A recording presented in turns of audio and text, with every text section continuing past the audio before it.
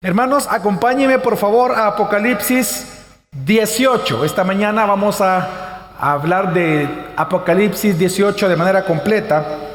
Gracias al Señor que estamos aprendiendo muchísimo, recapitulando muchísimo en estos últimos capítulos del libro. Ya la otra semana hablamos del 19, luego entramos al capítulo 20, hablar del milenio. Es importante que venga ese día. Ese día va a ser muy revelador para muchos, muy iluminador para muchos. Y ya pronto pues estamos concluyendo hoy en el mes de julio esta hermosa serie de Apocalipsis. ¿Cuánto hemos aprendido muchísimo? Amén. De verdad que es impresionante todo lo que uno puede aprender, pero por sobre todo el consuelo y la esperanza que Dios pone en nuestros corazones. Eso es lo más especial. Ahora, no vamos a leer de inicio todo el capítulo, sino que quiero que me acompañen. Vamos a ver primero del versículo 2 al 4, luego el versículo 9 y luego el 20. 2 al 4, 9 y 20. Así que vamos a hablar esta mañana de la gran Babilonia. Vamos a leer del versículo 2 al 4 y dice: Y clamó con voz potente diciendo: Cayó la gran Babilonia, y se convirtió en habitación de demonios y guarida de todo espíritu inmundo, y guarida de toda ave inmunda y aborrecida. Porque todas las naciones han bebido del vino ponzoñoso de su fornicación, y los reyes de la tierra fornicaron con ella, y los mercaderes de la tierra se enriquecieron con el poder de su lujuria. Y oí otra voz procedente del cielo que decía: Salid de ella, pueblo mío, para que no seáis partícipes de sus pecados, ni recibáis ninguna de sus plagas. Y los reyes de la tierra, versículo 9, y los reyes de la tierra que fornicaron y vivieron en lujuria con ella, llorarán y se lamentarán por ella cuando vean la humareda de su incendio. Versículo 20. Alégrate, oh cielo, sobre ella, y también vosotros santos, apóstoles y profetas, porque en ella Dios ha juzgado vuestra causa. En Inglaterra de 1662 ocurrió que a la iglesia cristiana, a la iglesia de aquel entonces, a la iglesia de Cristo, le fue dada una copa de oro para beber. Resulta que uno de los peores reyes contrarios a la iglesia de Cristo fue el rey Carlos II. Él impulsó una propuesta política, una propuesta de ley del conde de Clarendon, Edward Hyde. Y esta propuesta era que todas las iglesias y todos los pastores de aquella época, ya existían los puritanos ya tenían más de 100 años de existencia, todos firmaran el acta de uniformidad. Esta acta de uniformidad obligaba a todos los pastores a jurar lealtad al anglicanismo, que era la religión oficial y sigue siendo la religión oficial del reinado, y que también tenían que jurar lealtad los pastores y las iglesias locales que representaban al rey Carlos II.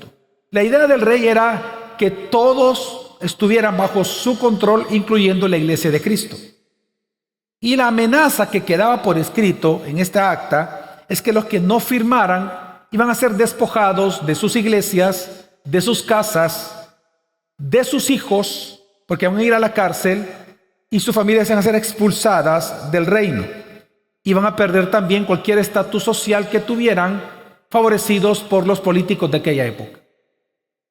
Lo impresionante es que miles de pastores firmaron el acta de uniformidad. Miles.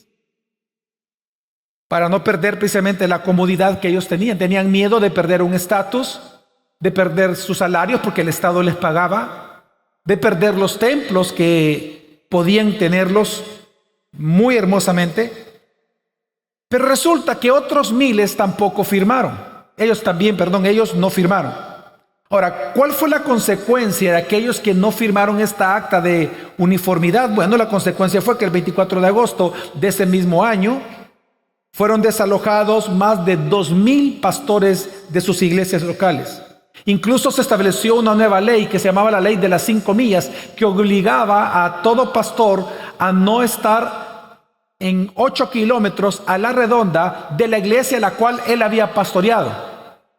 Muchos de ellos, bueno, todos comenzaron a ser perseguidos para ser encarcelados por no haber firmado, y pues uno de ellos fue el gran famoso Juan Bunyan, el escritor del tremendo libro El progreso del peregrino. Bueno, él fue un producto su encarcelamiento fue producto de no haber firmado el acta de uniformidad, perdón. Y muchos de estos pastores se fueron a pobreza, y la gran mayoría comenzaron a vivir en extrema pobreza en los bosques, porque el rey no les daba propiedad alguna. Ahora bien, ¿qué ocurrió con los actores de esta historia real? Bueno, ¿qué ocurrió con Edward Hyde, el creador, el maquinador, el arquitecto de esta acta diabólica?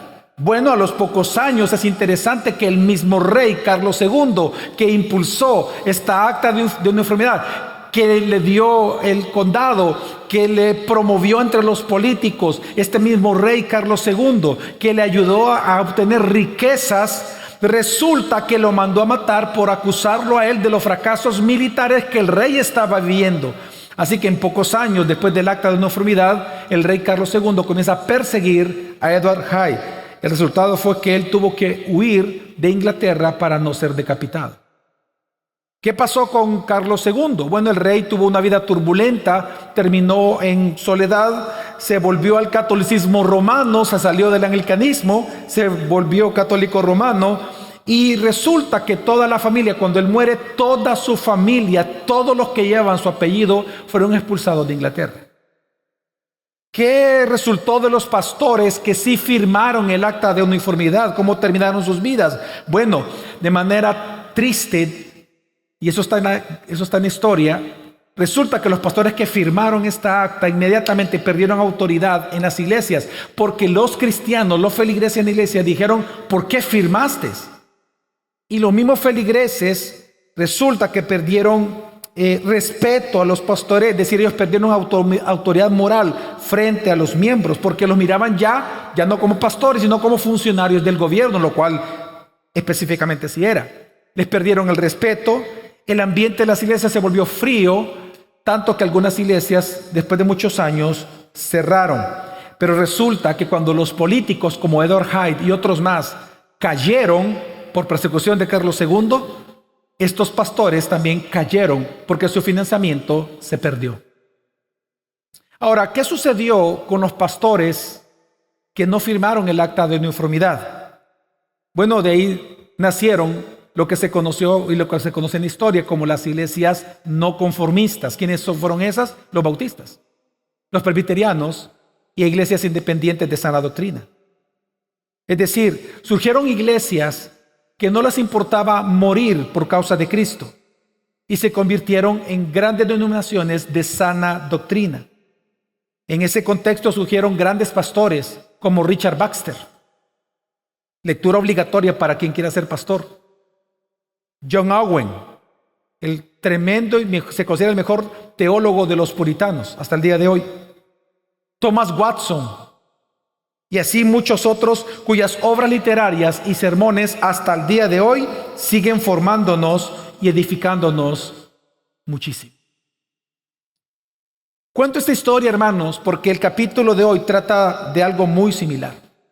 Trata de la caída de la Gran Babilonia y la reacción que esto provoca en dos grupos de personas, en todos los inconversos y en todos los convertidos. En el mundo y en los santos genera una reacción, hay en ellos una reacción ante la caída de la Gran Babilonia. Y en este texto Dios lo que hace es un llamado a todos nosotros, los que nos encontramos en esta mañana aquí, obviamente a los lectores originales, de que tenemos que separarnos con gozo de la seducción de este mundo, porque el juicio de este mundo es inminente. Ese es el gran llamado que Dios nos hace en este capítulo 18. Que tenemos que separarnos con gozo de la seducción del mundo, porque el juicio de este mundo es inminente. De hecho, el texto anuncia 4 verdades rápidamente. Número 1, la primera verdad, es que del versículo 1 al 3 que vamos a leer, nos habla de la certeza que será la caída de Babilonia. Dios nos dice que será y nadie lo podrá detener. Número 2, del 4 al 8, vemos ya el llamado de Dios a nosotros, la iglesia, de salir de la gran Babilonia, porque va a caer. Luego, del versículo 9 al 19, veremos el lamento que hace el mundo, los reyes, los mercaderes, todos los que han fornicado con Babilonia por la caída de ella, el llanto que genera. Pero por otro lado, del 20 al 24, veremos el regocijo que hay en el cielo, en nosotros los santos, por la caída de la gran Babilonia. Así que quiero que veamos rápidamente estos 4 movimientos del texto y quiero que veamos la primera gran verdad, y es el anuncio de la inevitable caída de Babilonia. Leamos, hermanos, del versículo 1 al versículo 3. Dice así la palabra del Señor. Después de estas cosas, vi a otro ángel descender del cielo teniendo gran autoridad, y la tierra fue iluminada con su resplandor, y clamó con voz potente diciendo: cayó la gran Babilonia, y se convirtió en habitación de demonios y guarida de todo espíritu inmundo, y guarida de toda ave inmunda y aborrecida. Porque todas las naciones han bebido del vino ponzoñoso de su fornicación, y los reyes de la tierra fornicaron con ella, y los mercaderes de la tierra se enriquecieron con el poder de su lujuria. Ahora, ¿cuál es el mensaje? Dice la Biblia que sale un ángel del cielo, poderoso, que resplandece. ¿Cuál es el mensaje que da este ángel ahora a toda la creación? Y el mensaje es que cayó la gran Babilonia. Si se da cuenta una vez más, recuerde que Apocalipsis así va recapitulando lo que ya enseñó anteriormente. Una vez más, Dios ocupa aquí un pasado, está escrito la palabra caer, el verbo, en un tiempo pasado profético. Es decir, lo que Dios está diciendo es que es tan segura la caída de Babilonia que aquí es anunciada como que ya pasó. Es decir, para Dios es tan firme el juicio que Él va a traer, que Dios nos está diciendo, hermanos, que todos los sistemas políticos, todos los sistemas económicos, todos los sistemas sociales, educativos, religiosos, que son contrarios a Dios en cualquier parte del mundo, un día caerá. Todo va a caer. Y esto se convertirá, dice allí, en habitación de demonios y en guarida de aves. Este es un lenguaje exclusivamente profético del Antiguo Testamento. Estas mismas palabras aparecen en Isaías y en Jeremías. Y básicamente lo que Dios nos está enseñando y anunciando, hermanos, es que este mundo sofisticado, este mundo tan tecnológico, este mundo tan maravilloso en el cual nos encontramos, se convertirá en desolación y en completa ruina. Ahora, ¿cuál es la razón de este juicio de Dios? Bueno, ahí dice que la razón es porque las naciones bebieron de la copa ponzoñosa y fornicaron con ella. Hermano, y es que es lo que nosotros vemos hoy en el mundo. Hoy, este día domingo, mañana lunes que vas a trabajar y así todos los días, el mundo te ofrece de su vino. El vino para algunos le va a ofrecer el vino de la riqueza, para otros el vino de una falsa felicidad, para otros va a ser el vino de la popularidad, para otros va a ser el vino del poder, para otros va a ser el vino de una estabilidad falsa. Pero ¿qué es lo que te va a pedir a cambio el mundo por darte este vino? Bueno, que ya embriagado de todo esto, embriagado de poder, embriagado de popularidad, embriagado de belleza, embriagado tú de una falsa sensación de seguridad, forniques con Babilonia. Es decir, confíes en ella y comiences a comportarte y que tus principios que te manejan, tus decisiones todos los días sean conforme a la cultura actual. Fornicación. Es decir, lo que Dios nos está enseñando, hermanos, es que así como el vino real, embriaga y adormece los sentidos de una persona y da una falsa sensación de inestabilidad y de euforia, así también es el mundo. Yo no sé si usted ha tenido la oportunidad de ver, bueno, en El Sabor, bien fácil verlo, ¿no? Lamentablemente, un borracho. Los borrachos son valientes, ¿se ha dado cuenta? ¿verdad? Eso se quieren pelear con medio mundo, hasta con los postes, ¿verdad? Con las cunetas, con los carros se pelean. Se ven las dos cosas. El vino lo que provoca, el trago lo que provoca es inestabilidad, pero a la vez cierta euforia. Después se quedan dormidos, pero por un tiempo obviamente están en euforia. Pues Dios lo que está enseñando que así es con el mundo. Mira, hermano, cada día que tú te levantas, el mundo te ofrece su vino del materialismo y del éxito personal para anestesiar. ¿Saben por qué lo hace? Para anestesiar tu necesidad de Cristo y para anestesiar tu temor hacia el juicio venidero. La razón por la cual el mundo te ofrece todas estas distracciones, por eso se llaman distracciones, porque lo que buscan es quitar tu mirada de Cristo. Eso es todo el asunto aquí. El mundo tiene la intención de distraerte del Señor. Eso significa, hermanos, de que el mundo te ofrece su vino para anestesiar tu necesidad de Jesús. Eso significa que el mundo con su vino nos vuelve ciegos. Ciegos a nuestra propia bancarrota espiritual y obviamente a nuestra necesidad de Cristo.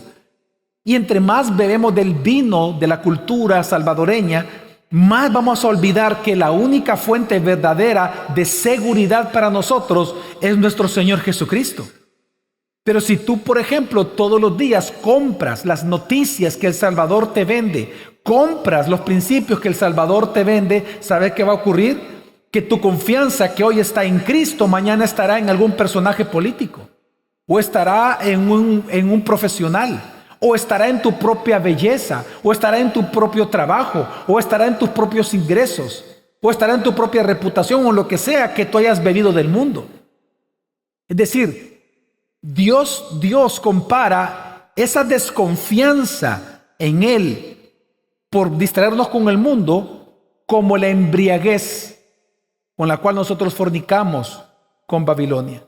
Así que en esta mañana, en este texto, Dios nos está advirtiendo, hermanos, que cualquiera que abandone a Dios y que se arraigue en el aquí y en el ahora, realmente va a terminar en ruina y en desolación. Porque es lo que dice el texto. Miren, eso fue lo que pasó con Grecia. Eso pasó con Egipto. Y eso pasó con Roma. Y eso va a pasar con todo el mundo. Piensa en esto, hermano. ¿Qué crees tú que le sucederá a nuestra nación salvadoreña si nosotros políticamente seguimos ignorando la voluntad de Dios? Escucha bien la pregunta que estoy haciendo. ¿Qué crees tú que va a ocurrir en El Salvador si continuamos ignorando políticamente la voluntad de Dios?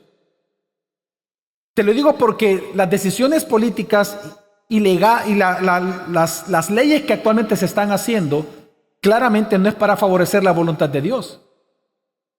Lo que hace es favorecer intereses, agendas.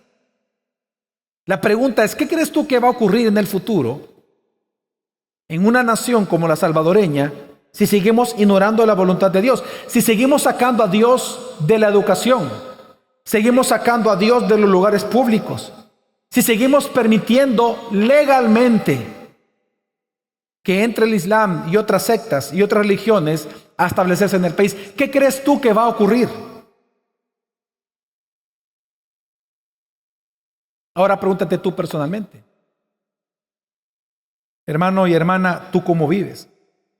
¿En qué áreas de tu propia vida tú has sacado a Cristo? Tal vez tú dices, yo no lo he sacado, pastor. Déjame cambiar la pregunta. ¿En qué áreas de tu vida tú ignoras a Cristo? A la hora de comprar algo, de vender algo, a la hora de establecer precios, a la hora de hablar con alguien, a la hora de hablar con tu esposa, con tu esposo, ¿tú ignoras a Cristo haciendo lo que tú piensas que es correcto? Porque tu experiencia así te lo ha enseñado en toda la vida. ¿O vas a someter tus palabras y tus decisiones a la palabra de Dios, a la voluntad de Dios escrita? ¿Cuál crees tú, hermano, que va a ser el resultado en tu propia vida si tú sigues ignorando al Señor en cada vez más áreas de tu vida? Pues desolación y destrucción. Pero ¿saben qué, hermanos? Esta mañana damos gracias a Dios porque no todo es mala noticia. Porque Dios no nos deja en esta posición como sin esperanza. Dios nos da esperanza. Porque resulta que el antídoto contra el vino de Babilonia. Es decir, el antídoto para mantenernos sobrio es mirar al Cordero. ¿Cuántos de aquí ya son cristianos?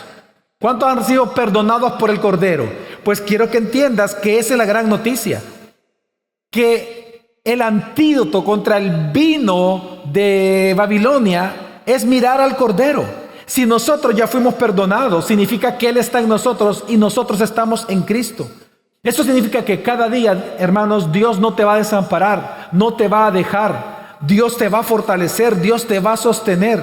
Y aunque por momentos tú seas infiel, piensa en esta semana, aunque por momentos, días, horas tú eres infiel, Él permanece fiel. Él no es infiel. Él te sostiene, Él te levanta, Él te fortalece cada mañana. Porque dice la Escritura que sus misericordias son ¿qué? Nuevas cada mañana. Y por eso de ahí que es importante que Jesús nos enseñara que tenemos que pedirle todos los días a Él: no nos dejes caer en tentación y líbranos del mal, líbranos del vino de Babilonia. Todos los días tú te enfrentas a Babilonia, pero la gran noticia en este texto también es que si estamos en Cristo ya tenemos todo, tenemos lo suficiente para no beber del vino. Amén. Ahora bien, la segunda verdad que nos enseña este texto no solamente es que la caída es inevitable, sino que porque la caída es inevitable, Dios nos hace un llamado radical a ti y a mí esta mañana. Y el llamado radical es salir de en medio de Babilonia.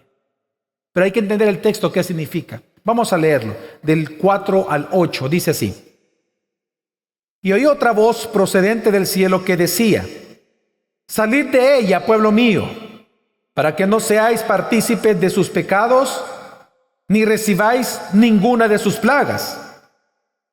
Porque sus pecados han sido apilados hasta el cielo, y Dios se ha acordado de sus maldades. Pagadle como ella pagó, y dadle el doble según sus obras. Vertedle el doble en la copa que ella vertió, en la medida en que ella se glorificó y vivió en lujuria, así tanto dadle de tormento y llanto, pues dice en su corazón: estoy sentada como reina y no soy viuda y jamás veré duelo. Por eso, en un solo día vendrán sus plagas, muerte, duelo y hambre, y será consumida con fuego, porque poderoso es el Señor Dios que la juzgó.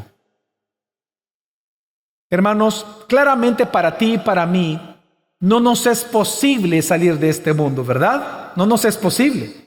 Y aunque nosotros pudiésemos ir a la montaña, vivir como ermitaños, aún eso no nos alejaría del mundo que ya está en nuestro corazón. Porque si hay parte del mundo en nuestra propia vida, en nuestra propia concupiscencia, nunca podremos salir de él. Entonces, por eso es que Jesús, cuando Él ora por nosotros en esta grandiosa oración que Él hizo como sacerdote en Juan capítulo 17 a su Padre, lo que Jesús pidió por nosotros fue lo siguiente. Él dice: no ruego que los quites del mundo, sino que los guardes del mal. Hermanos, los cristianos, es obvio que tenemos que permanecer en este mundo. No hay manera de salir de este mundo. Pero tenemos que entender que los cristianos debemos de permanecer en medio del mundo para ser sal y para ser luz a cualquier costo. Así que cuando la Biblia dice aquí en Apocalipsis que tenemos que salir de Babilonia, lo que está haciendo Dios es una demanda a ti y a mí como hijos de Él a separarnos moral y separarnos espiritualmente, precisamente de los valores y de la idolatría de esta sociedad impía salvadoreña. Es decir, el llamado de Dios no es a irnos del Salvador, porque cuando tú te vayas, ahí va a haber mundo. El llamado de Dios es que haya una separación moral, una separación espiritual con los valores y con los ídolos que esta cultura adora como tales. Ahora, la gran pregunta es ¿por qué? ¿Por qué Dios hace este llamado para ti y para mí en Apocalipsis? Bueno, porque la justicia de Dios es y será perfecta ese día. Por eso dice al final del versículo, dice, porque el Señor que la juzgó. Es decir, la razón por la cual tú y yo tenemos que salir de este mundo, es decir, separarnos de espiritualmente y separarnos moralmente de sus principios y de sus ídolos, es porque Dios lo va a juzgar por esas cosas. Es por el juicio de Dios que vendrá sobre Babilonia. Es por el juicio de Dios que va a traer sobre todo el mundo. Por eso tenemos que separarnos del mismo mundo. Hermanos, el pasaje nos dice que los pecados de Babilonia se han amontonado hasta el cielo. Mira cuán grande es la paciencia de Dios. Pero mira cuán importante es su medida. Cuando ya llegó a la medida que Dios estableció, Dios dijo, ahora es. Y Dios, si lo notas, va a pagar, dice, en la misma proporción de su maldad, dándole una doble porción de su propio veneno ponzoñoso en su copa. Es decir, que el juicio de Dios, hermanos, siempre es justo. Amén. Amén, hermanos, todo lo que Dios hace es justo en sus caminos. Amén. Amén. Ahora, pero ¿en qué consiste la maldad de Babilonia para que Dios traiga esta doble porción en su propia copa? ¿Cuál es la maldad a los ojos de Dios de Babilonia en este capítulo 18? Él dice, su arrogancia y su autosuficiencia. Mira cómo habla el mundo. Dice, estoy sentada como reina, yo no soy viuda, y jamás voy a sufrir, jamás veré duelo. Mira cuán rica soy, mira cuán poderosa soy. La gran Babilonia, la gran maldad de ella es su arrogancia y su autosuficiencia. Hermanos, por eso es que nosotros vemos, no solamente en El Salvador, lo vemos en todo el mundo. Hay quienes se sienten bien consigo mismos, por ejemplo, que están seguros. No sé si eso pasa contigo, espero que no. Hay cristianos que se sienten seguros consigo mismos, se sienten seguros de su estatus, piensan que ya no necesitan nada, que tienen todo, pero ignoran a Dios. Son desagradecidos. No le dan gracias a Dios. Es más, no le temen a Dios. No le sirven con lo que tienen a Dios. Es más, se excusan a sí mismos para no vivir la vida de la iglesia. Es gente arrogante que se siente bien porque tienen muchos años de experiencia. Gente arrogante que porque piensa que tiene muchos años en la iglesia, ya lo saben todas las cosas. Pero cuando tú hablas con ellos, no hay temor de Dios en ellos. Soy el rey de mi propia vida. ¿Qué me va a ocurrir a mí? Nada me asusta. Ya pasé por todo. Jamás veré de duelo. Por eso es que dentro de la iglesia, dentro del cristianismo, es posible que muchas veces que tú y yo nos sintamos bien, por ejemplo, por no practicar pecados escandalosos. No sé si te pasa eso, pero puede ser que en esta mañana hay alguien aquí que se sienta muy bien consigo mismo porque no tiene pecados escandalosos como violar, como robar, como matar, ¿verdad? Todos estos grandes pecados que son grandes precisamente por el impacto y la visual que es fácil verlo. Y tal vez ellos se sienten cómodos consigo mismos, orgullosos de sí mismos porque no practican eso. Pero aún así, aunque no cometamos pecados escandalosos, según nosotros, podemos seguir practicando legalismo, creando más reglas más allá de la Biblia para aparentar virtud o santidad. Podemos seguir envidiando, celando aquellos pecados que son ocultos a los ojos de los demás. Podemos aborrecer a alguien, podemos ser chismosos, podemos hablar mal de las personas. Hermanos, esa dualidad es lo que está hablando aquí Dios, que no tenemos que hacer.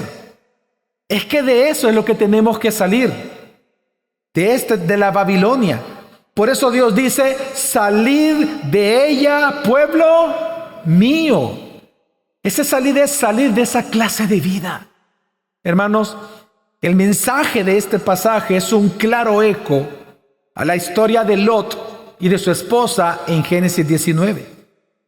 Porque ¿qué es lo que vemos ahí en Génesis 19? Que vienen los ángeles de Dios y lo que hacen es anunciarle un juicio a Lot y su familia. Les anuncian un juicio inminente sobre Sodoma y Gomorra. Piensa en Apocalipsis que es lo mismo. Un ángel sale y anuncia un juicio inminente y dice salgan. Pues allá es un ángel le dice Sodoma y Gomorra va a ser destruida, salgan de en medio de ella. Es un eco. Pero ¿qué pasó? el ángel los instó a salir de manera inmediata. Dijo, no tienen por qué quedarse, salgan ya.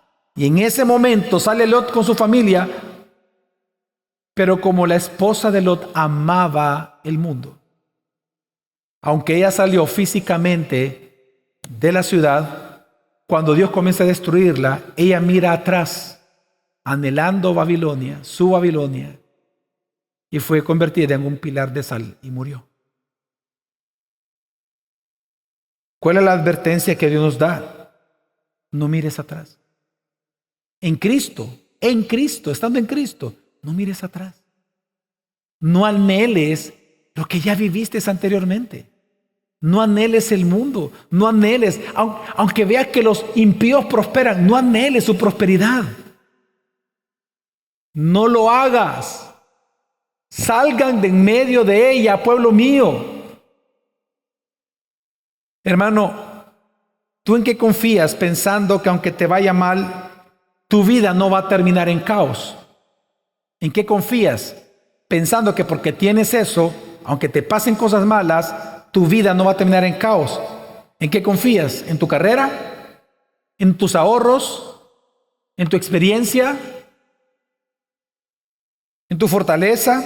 ¿En tu salud? ¿En tus contactos? ¿En tu moral tal vez? ¿O en tu obediencia?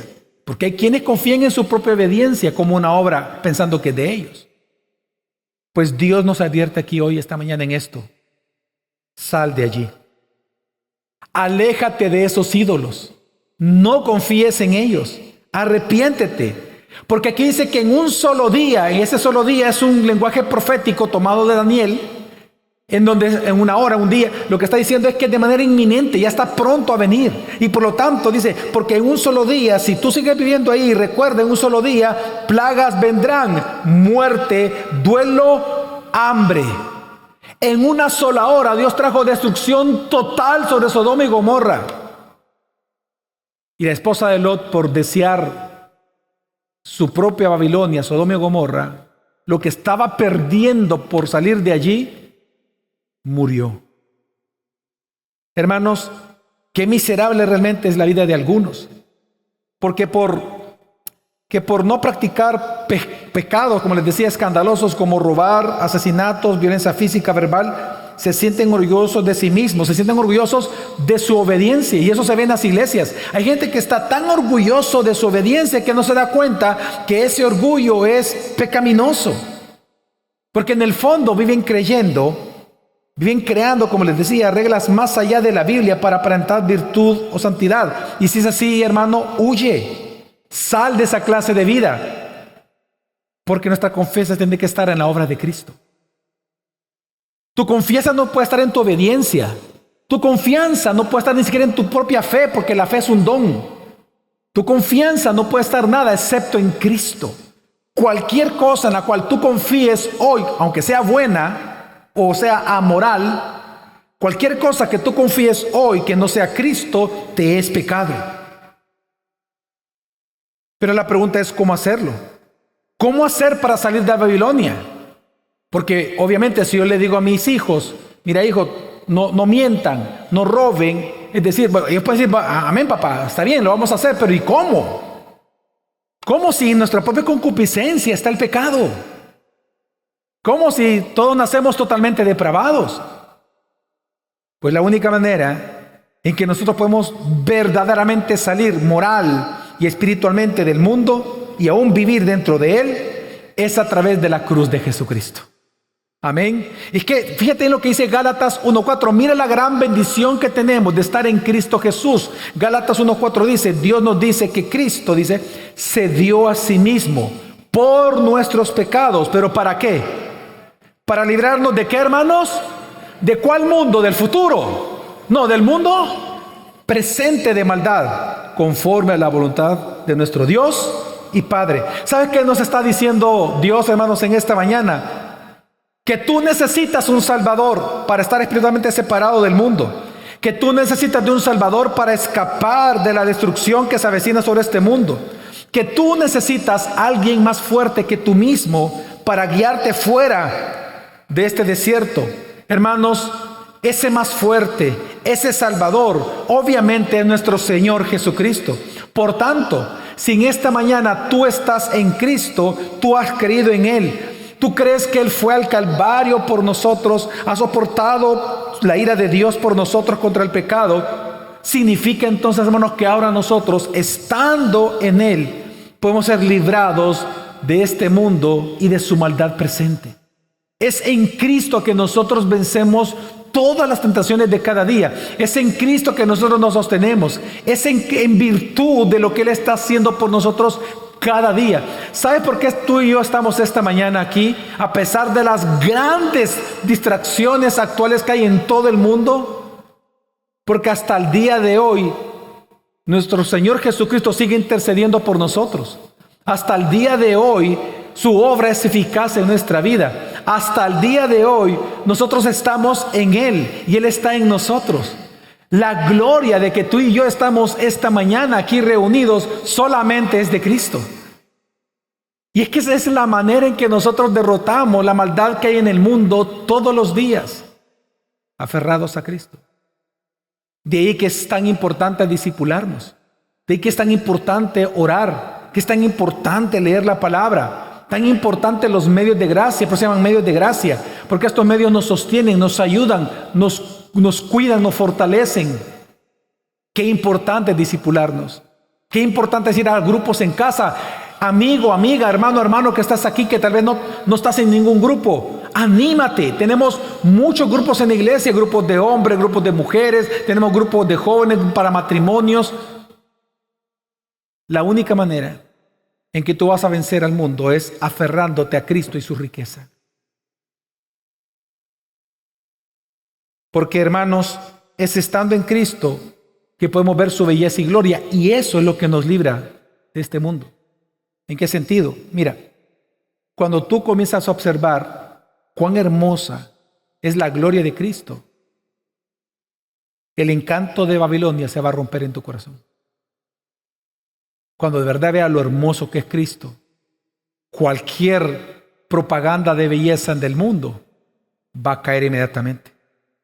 Solo un corazón abrumado por la gracia de Dios en Cristo tiene el poder suficiente para darle la espalda al mundo, a esta falsa reina que es Babilonia, y poder vivir para Dios.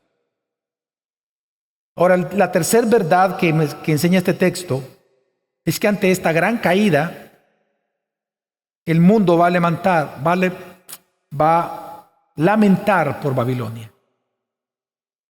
Lo que Dios nos enseña, hermano, es que va a haber un día en que los poderosos de esta tierra, los reyes, los gobernantes, los mercaderes, los marineros, es decir, todos los que fornican con Babilonia, llorarán y lamentarán la caída de Babilonia. Lee conmigo del 9 hasta el 19, vamos a leer 10 versículos. Dice: y los reyes de la tierra que fornicaron y vivieron en lujuria con ella, llorarán y se lamentarán por ella cuando vean la humareda de su incendio. Puestos de pie a lo lejos a causa del temor de su tormento, dirán: ¡ay! ¡ay! La gran ciudad Babilonia, ciudad fuerte, en una hora vino tu juicio. Y los mercaderes de la tierra lloran y hacen duelo por ella, porque nadie comprará ya su cargamento de oro y de plata, de piedras preciosas y de perlas, de lino fino, de púrpura y de seda y de escarlata, y toda madera olorosa, y todo objeto de marfil, y todo objeto de madera muy valiosa, y de bronce, y de hierro, y de mármol, y canela, y especias aromáticas, e incienso, y mirra, y olíbano, y vino, y aceite, y flor de harina, y trigo, y bestias de carga, y ovejas, y de caballos, y de carros, y de cuerpos y alma de hombre. La fruta de la codicia de tu alma se apartó de ti, y todas las cosas exquisitas y espléndidas se te desvanecieron, y nunca jamás las hallarán. Los mercaderes de estas cosas que se enriquecieron a costa de ella, se detendrán a lo lejos por el temor de su tormento, llorando y lamentando, diciendo: ¡ay, ay de la gran ciudad que estuvo vestida de lino fino y de púrpura y de escarlata y adornada con oro y piedras preciosas y perlas, porque en una hora fue arrasada tanta riqueza! Y todo timonel y todo el que navega de sitio en sitio, y los marineros y cuantos trabajan en el mar, se pararon a lo lejos, y viendo la humareda de su incendio gritaban: ¿cuál es semejante a la gran ciudad? Y echaron polvo sobre sus cabezas y gritaban llorando y lamentando, diciendo: ¡ay, ay de la gran ciudad! Todos los que tenían naves en el mar se enriquecieron con su opulencia, y en una hora fue arrasada. Cuando uno voltea a ver el mundo actual, piensa en tus vecinos que no son cristianos, o piensa en tus compañeros de trabajo, por lo que voy a decir, piensa en tus compañeros de trabajo que no son cristianos. Hoy en día, el mundo se jacta de estar todo el tiempo en el versículo 7. Yo estoy sentada como reina, no soy viuda y no veré llanto. ¿A qué me refiero? Hoy en día, la humanidad en general piensa que el juicio final es un cuento. Piensa que no van a sufrir. Y si van a sufrir, piensan que pueden enfrentarlo solos. La humanidad en general hoy en día es como el rico insensato, que vivía, ¿se recuerdan el rico insensato? El que acumulaba en sus graneros. Él vivía para los placeres mundanos. Él vivía para cómo expandir mi negocio, cómo acumular riquezas en los granos, comiendo y bebiendo todo el tiempo para brindar por su buena fortuna. Pero nunca lo hizo eso, pensar en Dios, nunca pensó en Dios y en su causa. Hoy el mundo es así. El mundo es como ese hombre rico, insensato. Pero lo que Dios nos anuncia es que habrá un día en que cuando el mundo mismo, todos van a llorar por ver caer a Babilonia. ¿Por qué van a llorar? Porque su estabilidad, su fuente de ingreso, su fuente de salarios, su fuente de poder, su fuente de riqueza, su fuente de belleza, su fuente de popularidad se habrá esfumado. Hermanos, esto es lo que nosotros vimos en la historia que les conté al inicio en el conde de Clarendon, Edward Hyde. Es lo que vemos en él. Mira, el mismo rey Carlos II que le dijo: me parece el acta, lancémosla. La llevaron y todos comenzaron a firmar, muchos. Esta acta diabólica que trajo sufrimiento a la iglesia cristiana. Resulta que este hombre, al cual el rey confió, le dio riquezas, le dio poder, le dio títulos honoríficos, políticos. En cuestión de pocos años, lo comenzó a perseguir, lo traicionó y lo acusó de que los fracasos militares que el rey estaba viviendo y que los fracasos económicos que su reinado, por sus malas decisiones, estaban sufriendo, lo acusó a este conde y lo condenó a ser decapitado. Hermanos, esto es lo que dice el versículo 11. Mire conmigo una vez más lo que dice el versículo 11. Y los mercaderes de la tierra, es decir, los que consumen de Babilonia, lloran y hacen duelo por ella. Pero fíjate bien porque dice: porque nadie comprará ya su cargamento. Ahora, ¿cuál es la lista de cargamentos que pone ahí la Biblia? ¿Cuál es? Dígame algunos. ¿Qué dice? Oro, madera aromática, etcétera. Pero fíjate bien. Pero qué interesante que en el versículo 13 al final dice, después de caballos, dice caballos y de carros, y luego ¿qué dice? Y de cuerpos y alma de hombres. ¿Sabe qué está diciendo? Y esto es él a la piel, hermanos. Babilonia es implacable. Babilonia hoy te da oro, hoy te da canela, hoy te da madera, hoy te da ropa, hoy te da trabajo, pero lo hace porque está comerciando con tu alma. Tú eres la mercancía, no las cosas que él te da. Tu alma es la mercancía de Babilonia. El alma de tus hijos, tu matrimonio, tu juventud, tu adultez mayor. Esa es la mercadería con la que transa Babilonia. Y por eso es que lloran. Porque hay dos razones por las cuales ellos lloran. Primero, porque han perdido todo, la fuente de su riqueza y de su comodidad. Y en segundo lugar, porque al perderlo se dan cuenta que solo fueron usados por Babilonia. ¿Qué es lo que le pasó al conde? Él lloró por dos cosas. Cuando uno sigue la historia del conde, él lloró por dos cosas, porque perdió los títulos de conde, perdió todo. Y lloró porque se vio traicionado. Se dio cuenta que solo fue usado por el rey.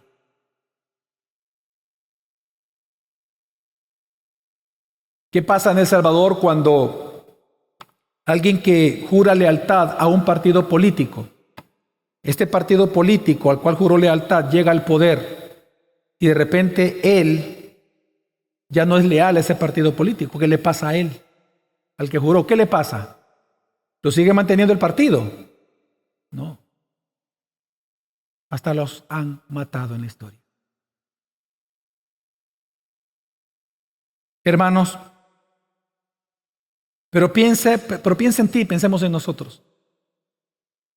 Cuando tú pierdes cualquier bien material, piensa en esto. Cuando tú has perdido tu trabajo, tal vez tú has perdido algún bien material. Cuando un ser amado se ha ido de tu vida, ¿cuál es tu reacción? ¿Cuál ha sido tu reacción? Sé sincero.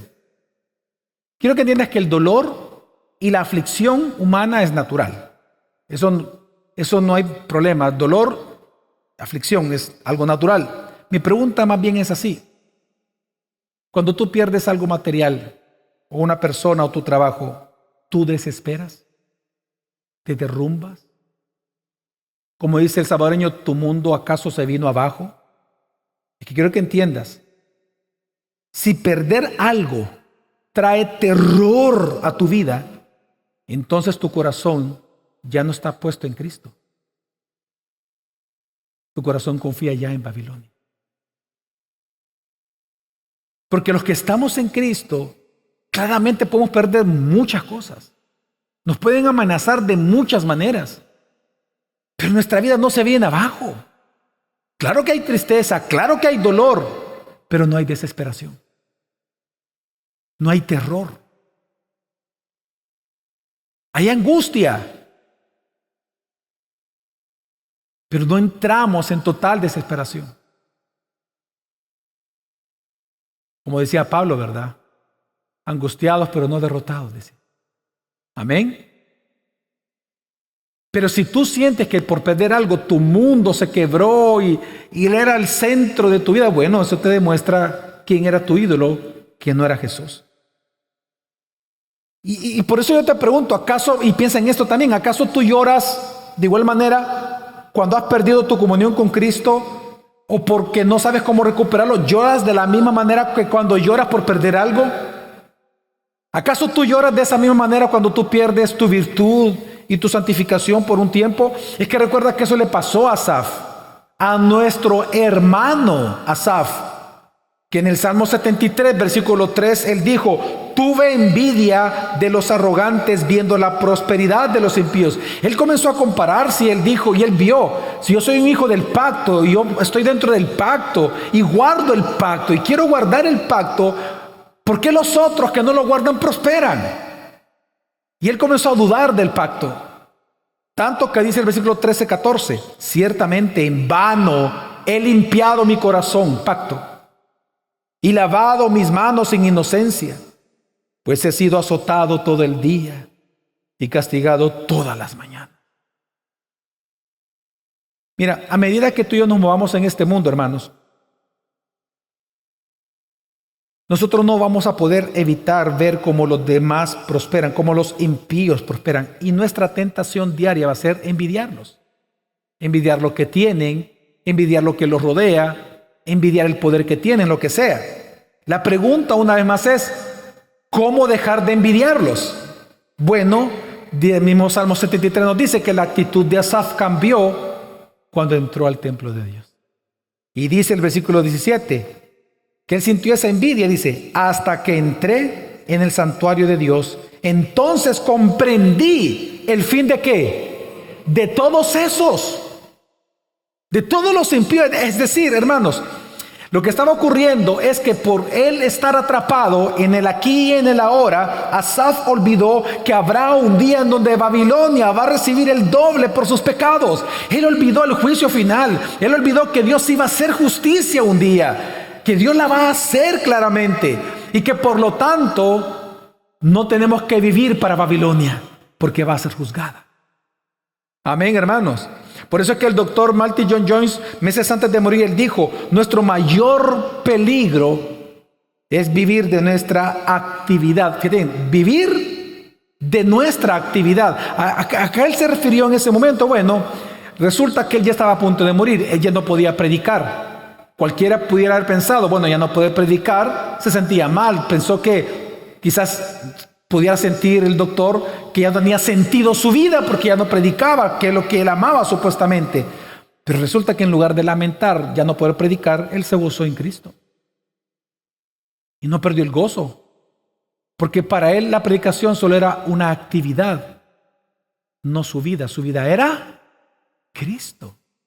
Hermano, y ese es el punto. Mira, cualquier cosa buena que tú tengas hoy en tu vida se puede volver un ídolo hoy para ti babilónico. Cuando tu vida gira en torno a algo que no es Cristo, ese algo ya es un ídolo. Ese ídolo puede ser tu trabajo. Ese ídolo, ¿sabes qué? Puede ser tus hijos, señoras que están aquí.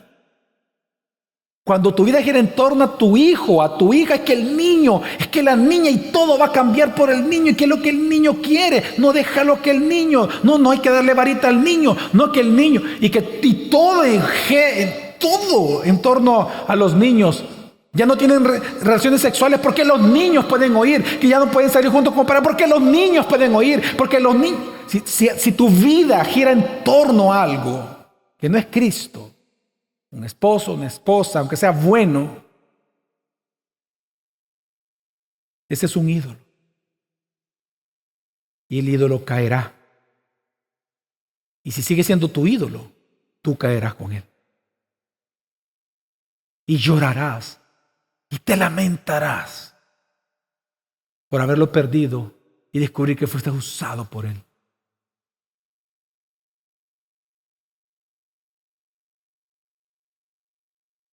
Pastores que están aquí, cuando la iglesia, y no solo pastores, los hermanos en general, cuando la iglesia es el centro de tu vida, cuando predicar es el centro de tu vida, cuando el ministerio es el centro de tu vida, ese es un ídolo. Nuestra vida solo puede y debe de ser Jesús el Cristo, solo Él.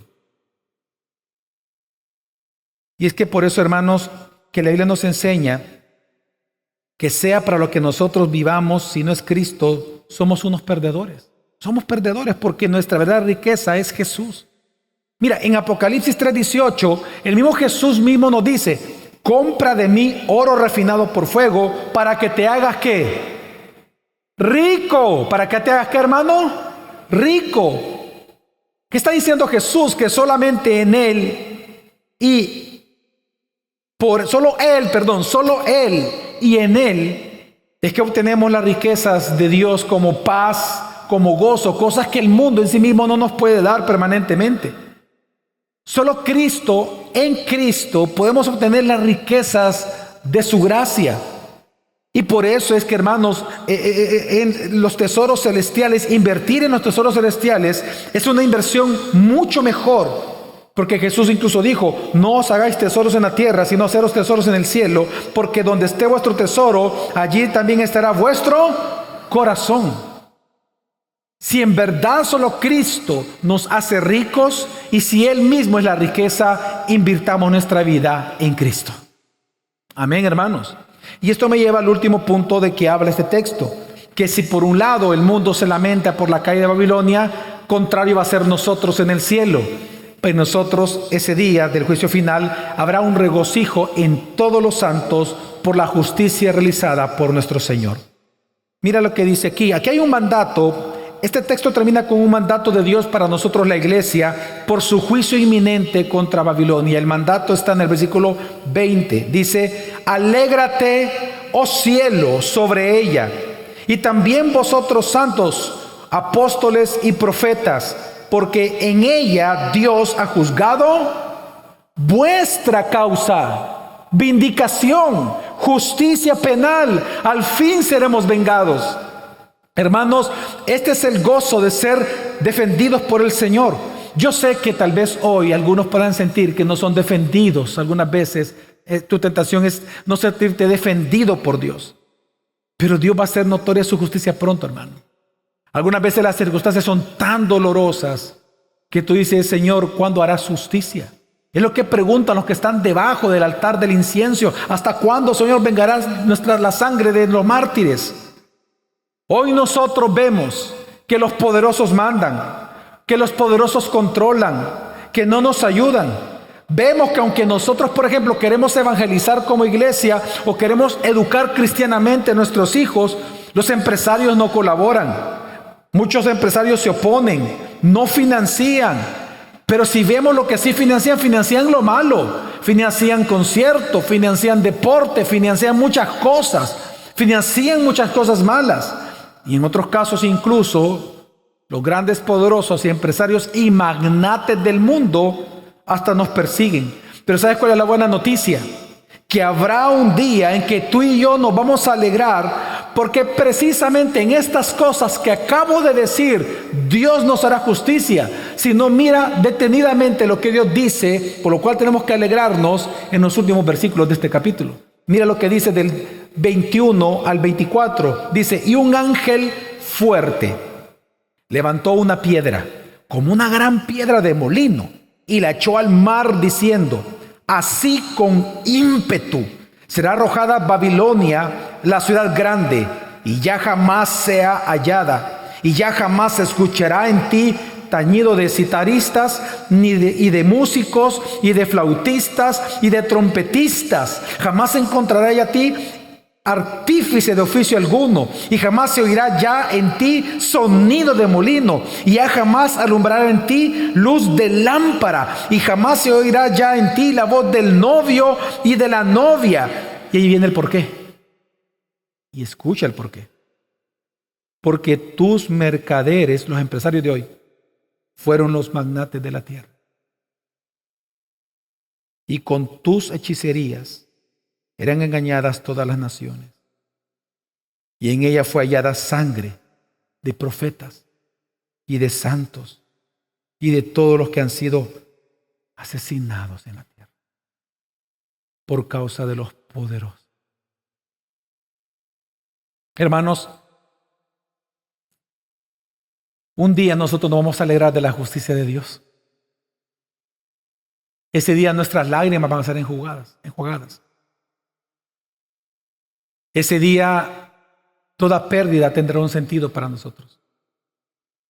Ese día cualquier injusticia sufrida, vamos a reconocer que justos y verdaderos fueron los caminos del Señor para nosotros. Por lo tanto, perseveremos. Perseveremos, hermanos, en medio del mundo sin pertenecer al mundo. Amén, hermanos. Tenemos que vivir en medio de Babilonia, pero sin ser de Babilonia. Y hermanos, pero para esto tenemos que recordar que nuestra perseverancia diaria no depende, hermanos, de nuestras débiles fuerzas o de nuestro tambaleante libre albedrío. No deposites tu confianza ni en tu obediencia ni en tu fe. Tu confianza no tiene que estar en tus fuerzas, porque la perseverancia cristiana depende de la inmutabilidad del Padre, del que hizo el decreto, de la morada del Espíritu Santo en nosotros, y de manera gloriosa de la eficacia de los méritos y la intercesión continua de Jesucristo. Resulta que el mismo que nos llama a salir de Babilonia es el que nos sostiene para salir. El mismo que nos llama a salir de Babilonia es el que nos tiende la mano para salir. Dependamos de Cristo. Salir de Babilonia todos los días no depende de nosotros, depende de los méritos de Cristo. de su obra ya realizada. Para nosotros es una bendición. Así que por lo tanto, hermano, cada día piensa en esto. Quien nos llama a salir de Babilonia es el que intercede todos los días delante del Padre para que podamos salir de Babilonia. Porque Él mismo dice, no te pido que los quites del mundo, sino que los libres del mal. Es por esa intercesión es que podemos salir del mal cada día. No es por nuestras fuerzas, no hay un solo mérito en nosotros. Es por la intercesión de Cristo todos los días que podemos estar seguros aquí en la tierra, como también lo estaremos en el cielo. Así que nuestro llamado, hermanos, es, como les dije al inicio, separémonos con gozo de la seducción del mundo, porque su juicio es inminente. Vamos a orar.